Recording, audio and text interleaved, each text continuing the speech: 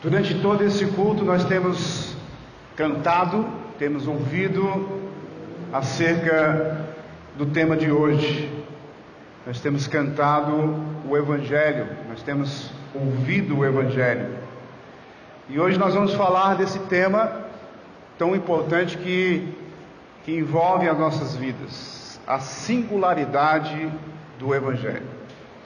Singular significa qualidade do que é único, distinto, e não tem correspondência com o outro, surpreendente, característica do que é incomum, originalidade, atributo do que não é comum, do que não é vulgar, do que não é usual. A etimologia da palavra, origem no latim, singularidade no latim é singularitas actis. O livro de Gálatas, que nós vamos começar a observar a partir dessa noite, é dinamite pura. Essa é uma expressão que o pastor Tim Keller, lá do Redeemer Church, Batista Church de Nova York, nos dá essa frase: o livro de Gálatas é dinamite pura, uma explosão de alegria e liberdade que nos faz desfrutar de profundo significado, de profunda segurança e satisfação. A vida de bênção a qual Deus chama seu povo. Por quê? Porque Ele nos coloca face a face com o Evangelho.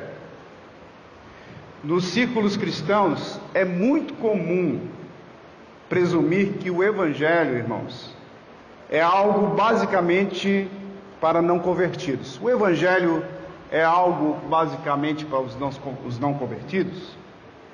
Nós o vemos como um ABC das doutrinas básicas que constituem a maneira pela qual alguém entra no reino de Deus. Costumamos supor que, uma vez convertidos, não precisamos mais ouvir, estudar ou entender o Evangelho, mas sim de material mais avançado. Olha, eu já sei do Evangelho, eu não preciso mais nada, já sei o suficiente. Será que é assim? Nesta breve carta, no entanto, Paulo delineia a verdade bombástica de que o Evangelho é o abecedário da vida cristã. O Evangelho nos delimita toda a nossa vida. O Evangelho faz parte da nossa vida. Ele é a maneira pela qual se entra e se vive na condição de participante do reino. É a maneira pela qual Cristo transforma as pessoas, igrejas e comunidades. Veremos Paulo mostrando aos novos cristãos da Galácia que seu problema espiritual é acusado por deixarem de viver em obediência a Deus, por não confiarem na obediência a Ele. Testemunharemos quando Ele lhes disser que tudo de que necessitam, tudo de que podem precisar na vida é do Evangelho, do favor imerecido de Deus para com eles e por meio da vida, morte e ressurreição de Cristo. Vamos ouvi-lo resolver os problemas deles, não lhes dizendo para serem melhores cristãos. Você não vai ouvir Paulo dizendo: olha, sejam melhores cristãos, mas chamando-os para viver as implicações do Evangelho. Quais são as implicações do Evangelho que impactam a nossa vida, que fazem parte da nossa vida? Se tu és cristão, você precisa viver o Evangelho. O Evangelho é o desenvolvimento da nossa vida de santidade. A maioria dos estudiosos concordam que Paulo, ele escreveu essa carta por volta de 50 depois de Cristo, aproximadamente 15 a 20 anos apenas depois da morte do nosso Senhor Jesus Cristo. É útil identificar os 3 dados seguintes no cenário histórico que nos ajudarão a entender a epístola. Por exemplo, a carta trata de uma divisão social e racial nas igrejas da Galácia. Eram várias igrejas na Galácia. Embora essa controvérsia específica, essa controvérsia específica nos pareça hoje muito remota, aconteceu lá naquela época.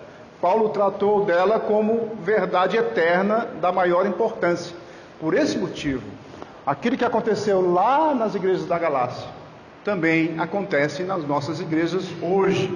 E o que Paulo falou aos Gálatas também fala aos nossos corações hoje. O fato mais evidente acerca do cenário histórico costuma ser o mais ignorado. As coisas mais evidentes são mais ignoradas. Embora todas as saudações iniciais nas epístolas de Paulo tenham certos aspectos em comum, essa é mais abrupta e omite os aspectos usual de louvor aos leitores. Então você não vê na carta de Paulo aos Gálatas essas expressões que ele fazia nas outras cartas. Ele não se mostra inclinado a enfatizar qualquer sentimento de afeto por este grupo de cristãos. Por quê? Porque um propósito mais urgente está à sua frente. Deve ter ficado profundamente sentido com as falhas destas pessoas em ficar à altura das suas expectativas. Porque em todas as demais epístolas que nós já lemos, que você já deve ter lido, ele usa o encorajamento no início, mesmo quando mais tarde passa as críticas. Então ele abre a carta encorajando, elogiando e depois ele critica. Outro aspecto dessa saudação é a descrição extensa do escritor. Ele começa falando dele mesmo, mas não bastava citar o nome, até mesmo o cargo era insuficiente em si mesmo, precisava de autenticação e Paulo a fornece explicitamente. Além disso, a fórmula usada na saudação é expandida numa declaração teológica e termina com uma doxologia. E Paulo, ele é mestre em terminar sua carta com doxologia. É interessante porque ele faz sua doxologia já na saudação. Geralmente ele faz no final da carta, ele faz aqui no começo. Certo? Então, ele faz isso e isso é importante a gente observar. Tudo isto, indubitavelmente, visa impressionar os leitores com o fato de que esta epístola não é enviada como mera expressão da opinião de um homem comum. Transmite imediatamente a impressão de autoridade que sublinha o argumento subsequente no discurso da epístola. Tudo que Paulo vai falar há uma argumentação profunda para a nossa vida cristã. Abram suas Bíblias em Gálatas capítulo 1, nós vamos ler do verso 1 ao 5, que é somente a introdução da carta, que nós vamos ver essa noite aqui. Mas que fala única e exclusivamente também, já dá início ao Evangelho do nosso Senhor e Salvador Jesus Cristo. Gálatas capítulo 1, versículo de 1 a 5, diz assim a palavra do Senhor. Paulo, apóstolo, não da parte de homens, nem por intermédio de homem algum, mas por Jesus Cristo e por Deus Pai, que o ressuscitou dentre os mortos. E todos os irmãos, meus companheiros, às igrejas da Galácia, Graça a vós outros e paz da parte de Deus, nosso Pai, e do nosso Senhor Jesus Cristo, o qual se entregou a si mesmo pelos nossos pecados, para nos desarraigar deste mundo perverso, segundo a vontade do nosso Deus e Pai, a quem seja a glória pelos séculos dos séculos.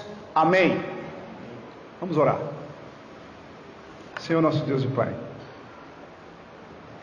diante da Tua presença e do Teu grande amor por nós, mais uma vez, nós Te pedimos que o Senhor esteja direcionando, Senhor, a nossa vida, em especial o Teu servo que vai falar acerca da Tua palavra.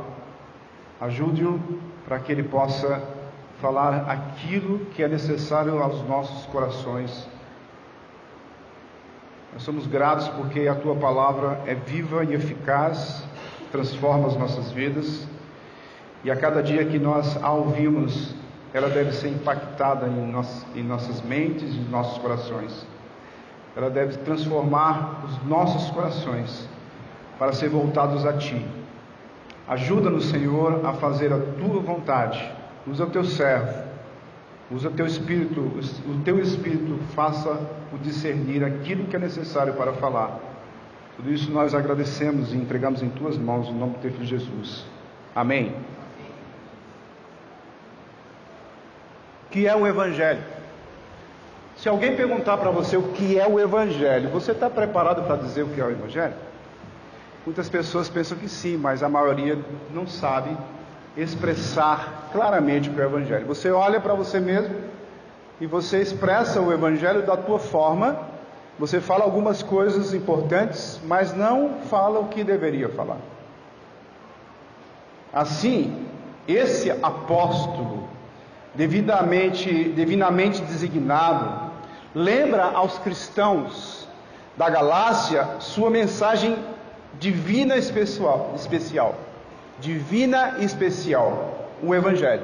Versículo 1, a gente vê aí que ele se apresenta como apóstolo. E ele foi designado para isso, aos cristãos. Eu não vou falar sobre isso diretamente. Por que ele se designa apóstolo, se ele não foi escolhido pelos homens? Mas ele vai explicar que ele foi escolhido pelo próprio Senhor Jesus. Ele conversou com ele, foi direcionado pelo próprio Pai.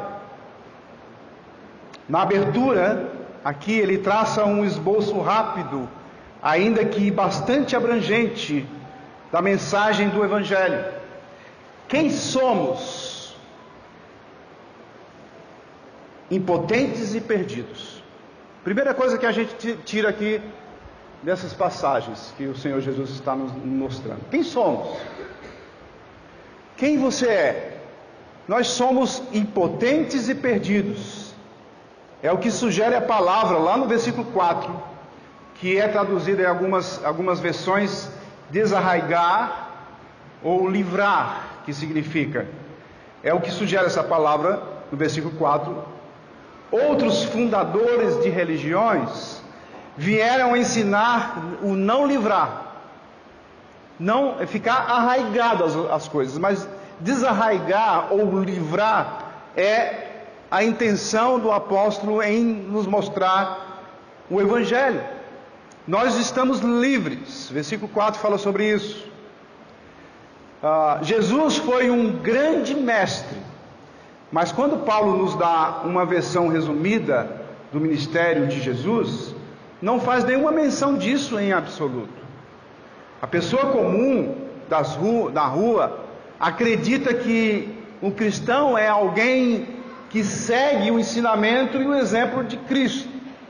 Paulo, ele vai falar, no entanto, ele sugere que isto é impossível. E a gente escuta muitas pessoas falarem assim: é impossível seguir como Cristo nos ensina que devemos seguir. Afinal de contas, não se pode livrar pessoas a menos que estejam perdidas e em condição de impotência. Nós somos impotentes, nós não somos nada. Imagine, por exemplo, que você veja uma mulher se afogando. não será de nenhuma ajuda lhe atirar um manual de natação. Você não lhe lança um ensinamento, você lhe joga uma corda, é óbvio. E Jesus é mais libertador do que o mestre. Porque é disso que mais necessitamos. Nada do que somos ou fazemos nos salva. A isso os teólogos dizem, dão o nome de incapacidade espiritual. Então o que Jesus fez? O que Jesus fez? Como Jesus nos liberta? Pastor, mas você está falando isso para mim, que eu já conheço o Evangelho? Que eu já entreguei minha vida a Cristo? Nós temos que entender, irmãos, que se nós não voltarmos para o Evangelho, se nós não pregarmos o Evangelho todos os dias na nossa vida, nós estaremos longe do Evangelho e estaremos arraigados em regras, em doutrinas que não levam a nada, vãs, que não levam a nada. O que Jesus fez? Como Jesus nos liberta? Ele se entregou a si mesmo pelos nossos pecados. Olha o final do versículo 4. O final do versículo 4 fala que ele se entregou a si mesmo pelos nossos pecados. O qual se entregou a si mesmo pelos nossos pecados, para nos desarraigar deste mundo perverso, segundo a vontade do nosso Deus e Pai. Temos um sacrifício substitutivo por natureza. A palavra pelos aí significa em benefício de ou em lugar de. A substituição é o motivo de o Evangelho ser tão revolucionário. A morte de Cristo não foi apenas um sacrifício geral, mas substitutivo. Olha, mas já aprendi isso. Sim, mas você tem que colocar no seu coração isso. A morte dele foi um sacrifício que substituiu você, que tirou você daquele lugar e ele se colocou no seu lugar. Ele não nos comprou apenas uma segunda chance, dando-nos nova oportunidade de endireitar a vida e agir certo com Deus. Não. Olha, Deus me deu uma chance nova agora. Olha, agora eu estou em Cristo Jesus, agora eu tenho uma nova chance. Não foi isso. Foi muito mais do que isso. Ele já tinha planos para você. Ele fez tudo o que precisávamos fazer, mas não conseguimos. Nós não conseguimos fazer. Por mais que a gente tentasse. Eu não sei você, mas antes de eu conhecer Cristo como Senhor e Salvador, eu tentava ser o certinho, buscar ser certo. Eu sou bonzinho, eu não roubo, eu não mato. Então eu sou uma pessoa boa, o jovem rico. Bom é só Deus é bom. Quem sou eu para dizer que eu sou bom? Se a morte de Jesus, de fato, pagou por nossos pecados, em nosso lugar, nunca podemos retroceder para a condenação. Já pensou? Se você tem essa convicção de que Cristo pagou o seu pecado, como eu posso retroceder para a minha condenação? Isso é insano. E tem pessoas que dizem assim: olha, eu conheci o Evangelho, mas eu deixei, passei. Eu entendi, eu conheci o Evangelho, eu estive na igreja, mas eu deixei para lá. Eu não achei graça, eu não achei nenhuma vantagem para mim. É triste isso. Por quê? Porque nesse caso, Deus receberia 2 pagamentos pelo mesmo pecado, e o que é injusto. Jesus fez tudo o que deveríamos ter feito em nosso lugar, de modo que quando Ele se torna nosso Salvador, somos absolutamente libertos da penalidade e da condenação. O que o Pai fez? Deus aceitou a obra do seu Filho, de Cristo, em nosso benefício, ressuscitando-o dentre os mortos. Versículo 1.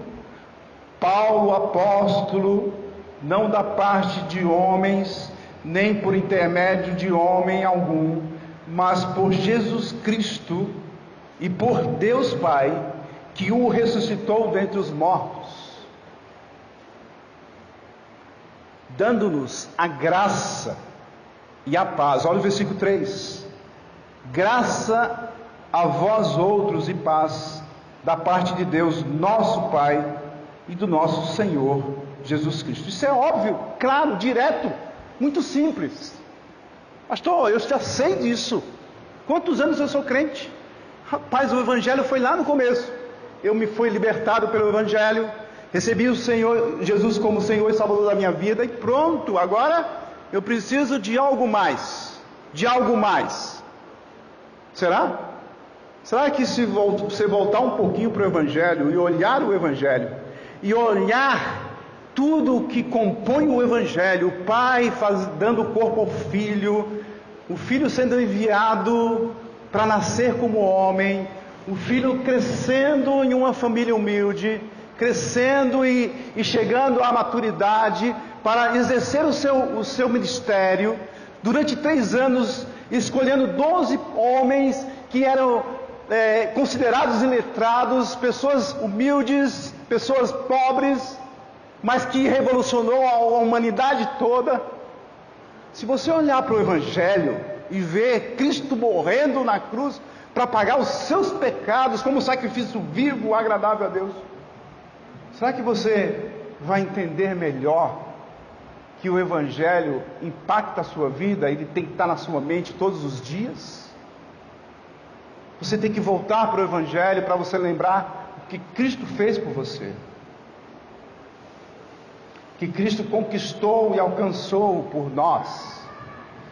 Porque Deus fez tudo isso, foi feito por graça, não por algo que tenhamos feito, mas segundo a vontade do nosso Deus e Pai.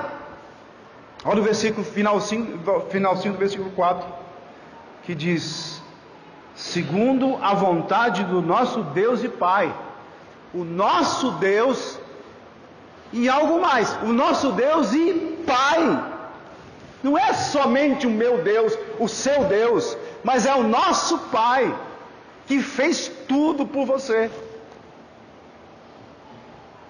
Não pedimos socorro, mas Deus, em sua graça, planejou o que não tínhamos recebido, que necessitávamos.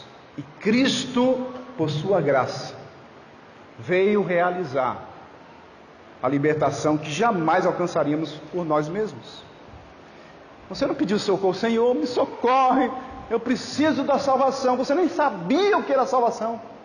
Você buscava e tateava no escuro. Você era cego. Você era uma pessoa totalmente longe de Deus, por mais que você fosse religioso ou religiosa. Você não buscava Deus, você não pedia socorro a Deus. Deus foi que te pegou, que te trouxe até Ele.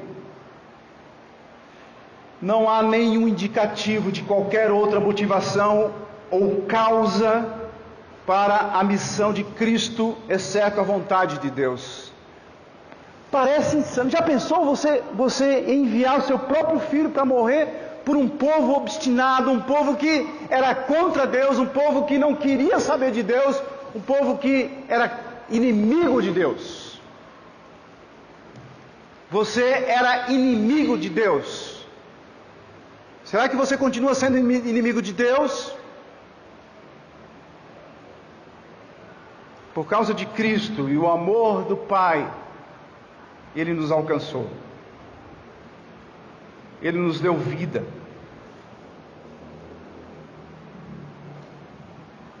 Não há nada em nós que a mereça. A salvação é pura graça. Por isso, o único que recebe a glória para todo o sempre é Deus. Final do versículo 5. Na doxologia do apóstolo Paulo: a quem seja a glória pelos séculos dos séculos. Amém. A vontade do nosso Pai é que seja a glória pelos séculos dos séculos. Amém. Se tivéssemos contribuído com a nossa salvação, e às vezes tem pessoas que pensam que contribuiu com a salvação. Olha, eu fui bonzinho, eu disse sim, eu levantei a mão, eu orei, eu contribuí, né? Tem gente que pensa que é assim. Você não contribuiu absolutamente nada. Zero. Nada. Se a gente tivesse contribuído com a nossa salvação, se tivéssemos nos libertado, ou se Deus tivesse visto em nós algo que merecesse ser salvo, ou que fosse útil para os seus planos: olha, eu vou escolher fulano de tal porque ele vai ser pastor, vai ser missionário, vai ser uma pessoa de Deus, vai ganhar muitas almas. Não! Deus não escolheu você porque você ia ser uma pessoa que ia trabalhar na obra de Deus com muita intensidade. Jamais Deus fez isso. Se fosse assim, a glória seria do homem e não de Deus.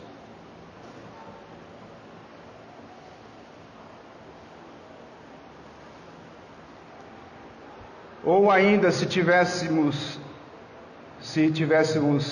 nos limitado a clamar por libertação baseados em nosso próprio raciocínio e entendimento. Olha, rapaz, eu estou lendo aqui a palavra, e na minha razão, no meu raciocínio, na minha inteligência, na minha sabedoria, naquilo que eu estudei, eu entendi que o melhor caminho é entregar minha vida a Cristo.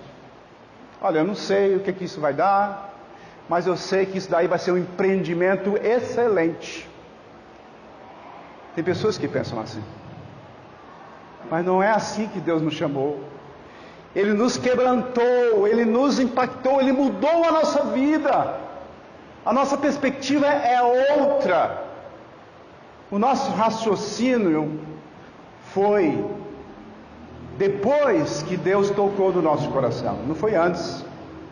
Não foi pela razão. Se fosse assim, a glória seria do homem.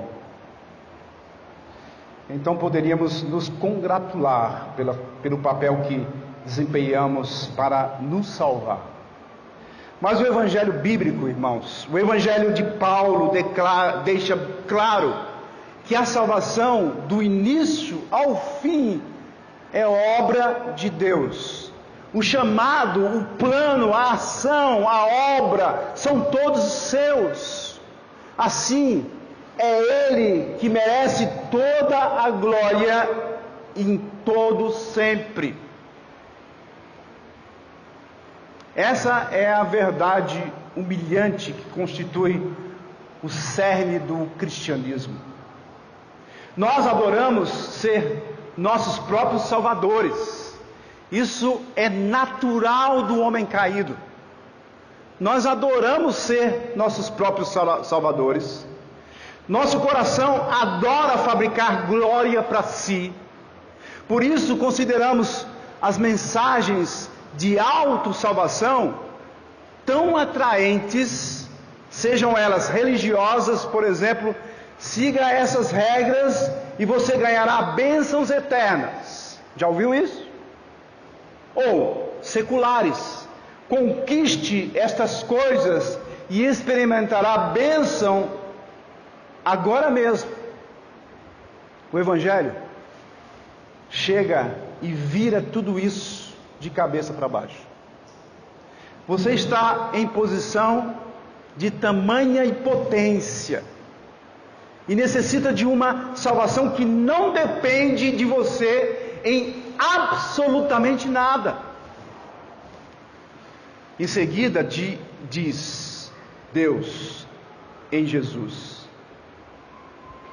oferece uma salvação que lhe concede muito mais do que qualquer salvação falsa que o seu coração queira buscar. Os homens querem buscar um tipo de salvação, para o seu bel prazer, para se vangloriar, para ter poder, para se sentir bem, para ter saúde, para ter felicidade. Paulo nos lembra de que o Evangelho somos mais rebaixados e mais exaltados. Deus nos coloca lá embaixo, no fundo do poço, e nos coloca lá em cima, junto com Ele. É algo fantástico. O Evangelho é insano para as pessoas que raciocinam e dizem: olha, eu sou tão inteligente que eu não vou me entregar a este Evangelho que parece ser histórias que o povo inventou. Oh, que coisa boa! Leandro Carnal, por exemplo, ele diz assim: como eu queria ter a fé de vocês. Cara, muito inteligente, um grande palestrante, historiador, professor universitário, PhD disso e daquilo. Cara que fala e fala às vezes do Evangelho com muita propriedade. Depois fala besteira com muita propriedade também. Mas ele diz: olha, como eu queria, eu participo das festas natalinas, eu vou pro... Ele é cético, ele é ateu mesmo. Mas ele se envolve com as festas natalinas, porque ele acha bonito, ele está lá, está certo, ele aproveita. Será que nós somos assim na nossa igreja? Não, não pode ser. Você não deve estar aproveitando do Evangelho, onde você se sente bem, onde você chega e encontra amigos, um ambiente saudável para as crianças que vão crescer neste meio do Evangelho. No entanto, eu sei o que é o Evangelho, eu sei o sacrifício que Cristo fez por mim para que eu esteja dentro do Evangelho. Então, a gente precisa refletir. O Evangelho nos rebaixa e nos exalta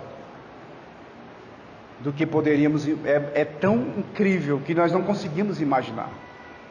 Você já imaginou que você já foi colocado nas regiões celestiais? Que você já faz parte do reino de Deus?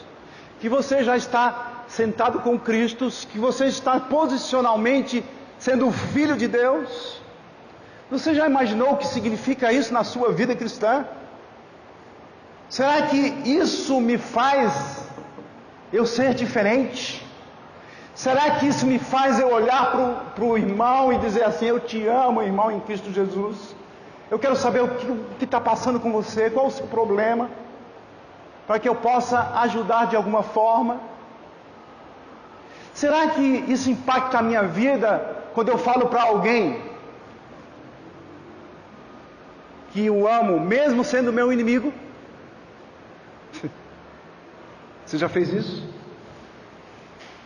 Você já falou para o seu inimigo que você está orando por ele? Se você não fez, faça, para você ver como é impactante. Isso é vida cristã. É o contrário do mundo. Sabe, você chegar para uma pessoa que te persegue, que talvez queira até te matar porque você descobriu um rombo numa empresa e ele é o principal que está fazendo isso, e você vai chegar frente a frente, cara a cara com ele, e ele vai te dizer assim: olha, se você me entregar eu te mato, e você dizer assim: olha, eu te amo em Cristo Jesus e eu estou orando por você.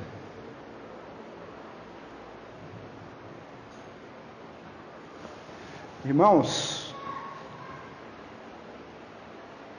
é o único que tem direito de receber toda a glória, por isso nosso Deus e Pai, para todos sempre. Amém. Versículo 4 e 5 diz: o qual se entregou a si mesmo pelos nossos pecados, para nos desarraigar deste mundo, nos tirar deste mundo perverso, segundo a vontade de nosso Deus e Pai, a quem seja a glória pelos séculos dos séculos. Amém. Qual é a nossa reflexão diante de tudo isso? O tom de Paulo nos lembra de que a fé cristã é uma questão de coração, bem como de cabeça, de sentimentos, tanto quanto de intelecto. Como isso lhe serve de incentivo, é a pergunta. Como o desafia? Porque se Paulo está nos dizendo que a fé cristã é uma questão de coração, olha, não adianta você seguir regras, não adianta você ir para a igreja todos os domingos, se você não mudar o seu coração. É o teu coração que tem que ser mudado com o Evangelho. Não adianta você cobrir as falhas do seu coração e de aparências você estar dia após dia tentando fazer a obra de Deus, tentando mostrar quem você não é. Você se torna um fariseu, você se torna um legalista, você cai na mesma condição dos judeus da época. Então tem que ter cuidado, porque o coração tem que ser impactado, você tem que mudar o seu coração. O Evangelho muda o coração, ele transforma o coração de pedra em coração de carne. Uma expressão que a gente entende muito bem. Então,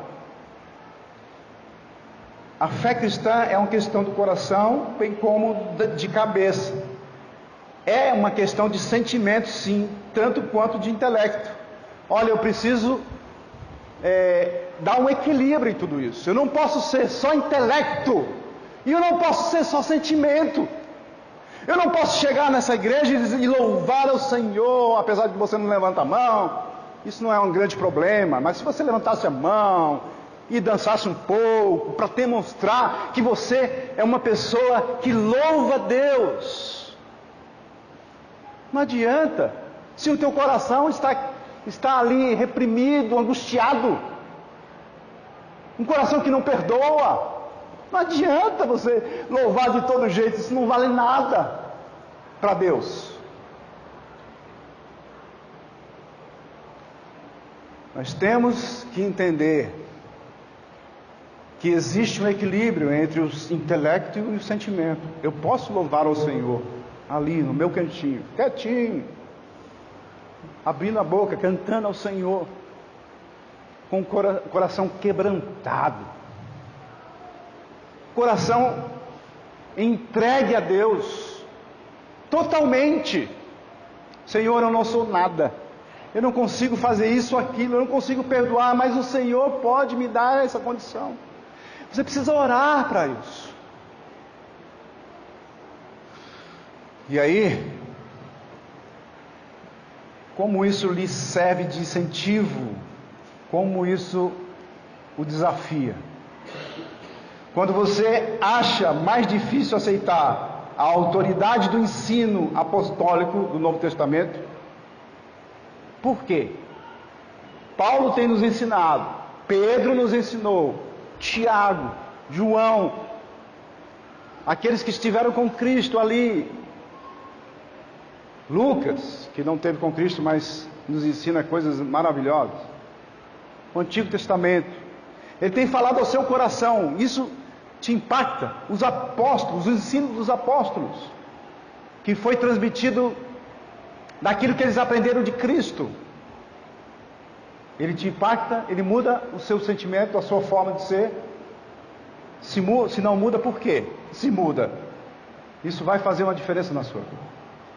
Agora, terceiro, como você explica o Evangelho para alguém que lhe perguntasse hoje em que você acredita? Eu só dei alguns pontos importantes nesse princípio de Gálatas. Que você deve falar aquilo que você vive. O Evangelho te transformou, mudou a sua vida. Você tem uma nova perspectiva de vida. Você não é mais igual aos outros que não têm esperança. O Evangelho é muito mais profundo do que isso. Então eu preciso entender o que é o Evangelho. Jerry Bridges, grande pregador, escritor, que eu tenho todos os livros dele. Quando sai uma publicação eu compro de olhos fechados. ele fala constantemente sobre isso. Você tem que pregar o Evangelho para você todos os dias, para você ser um cristão verdadeiro, um cristão que com o Evangelho você é transformado, não pelas suas próprias forças, mas é pelo próprio Espírito que reina, que habita em você, é que vai lhe dar condições para que você possa olhar o Evangelho e o Evangelho começar a transformar a sua vida num processo de santificação, para a honra e glória do nome do Senhor. A quem seja a glória pelos séculos dos séculos. Amém. Senhor nosso Deus e Pai, nos dê sabedoria para sermos cristãos. O mundo hoje brinca de ser cristão. O mundo ocidental tem a moda de ser cristão. Eu sou o Evangelho. Mas o que é ser cristão? O que é viver o cristianismo? O Senhor sabe e nos ensina através da Tua palavra. Que nós possamos refletir nela. Que essa igreja possa ser uma igreja madura, uma igreja voltada para o Evangelho, uma igreja que olha para missões, que ama missões, uma igreja que vive doutrinariamente correto, ouvindo o Teu Evangelho e aplicando em suas vidas. É isso que nós pedimos, Senhor, para a honra e glória do Teu nome, em nome do nosso Senhor e Salvador Jesus Cristo. Amém.